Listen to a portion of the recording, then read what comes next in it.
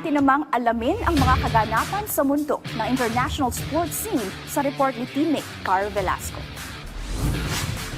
Sinibak na sa pwesto si Christian Horner, ang team principal ng Formula 1 team na Red Bull Racing nitong nakaraang Huwebes. Hindi pa matukoy ang dahilan ng pagsibak sa veteranong driver. Ngunit maraming espekulasyon ang lumabas na dahil ito sa alitan niya sa pamilya ng driver ng koponan na si Max Verstappen.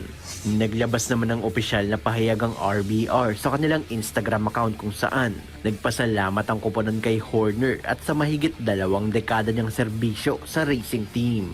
Nagpasalamat din si Horner sa koponan na inihayag niya sa kanyang Instagram account. Tinulungan ni Horner ang RBR na makakuha ng 6 na Constructors Championship. Kabilang na rito ang 8 Drivers World Championships at humigit kumulang 120 wins sa loob ng 2 dekada. Sa ngayon, papalit sa posisyon ni Horner bilang team principal si Laurent Mekies na siya ring punong tagapamahala ng Red Bull sister team na Racing Bulls.